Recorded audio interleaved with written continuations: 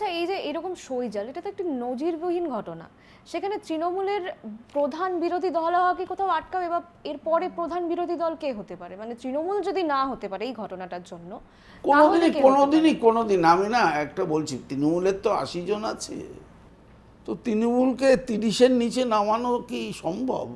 গণতন্ত্রের পক্ষে কি এটা সুস্থ? এটা কি সুস্থ আবহাওয়া? এটা কি সংবিধান সম্মত? এটা কি জনমতের বিরুদ্ধে যাওয়া নয়? সেটাও তো দেখতে হবে। আর লোক কোথায়? আপনি ভাবছেন যে আপনি মহারাষ্ট্রের মতন করে দেবেন, যে এখানে ভেঙে নিয়ে আরেকটা দল করে আরেকজনকে চাপিয়ে দেবে।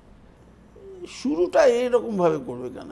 আমি তো বারবার বলি, বৈভব সূর্যবংশীর মতন যদি খেলা খেলতে চায়, অনেক টাইম আছে।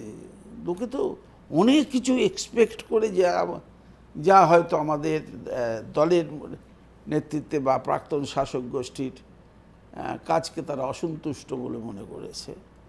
তো তারা সন্তুষ্টিকরণের জন্য যদি তাকে দেয়, যে ভরসা, ভয় আউট, ভরসা ইন বলে যারা বললো, তারা ভরসা দেবে তো। তারা কি প্রতিহিংসা আর প্রতিবাদের রাস্তা নেবে নাকি? আমি তো বুঝতে পারছি না এটা কি ধরনের ইয়ে। আর আমি খুবই আঘাত পেয়েছি যে বিধানসভায়, দেখুন আমি পরিষদীয় দলের অনেক দিন ছিলাম, প্রথম রাইট ফ্রম দি বিগিনিং 2022 পর্যন্ত আমি তো পরিষদীয় দলে এক নাগারে মন্ত্রী ছিলাম, এবং তার আগে আমি বিরোধী দলনেতা ছিলাম। আমি কাজ শিখেছি না, স্টাফদের কাছ থেকে কাজ শিখেছি। হাসিম আবদুল্লের হালিম সাহেব আমাকে ধরে শিখেছি, দিলীপ ব্যানার্জি বলে একজন ছিলেন, তার থেকে শিখেছি, পঙ্কজদার থেকে শিখেছি।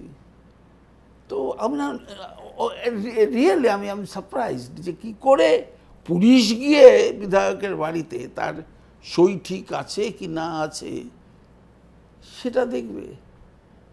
Unbecoming of A system of procedures of against the procedures of legislative rules.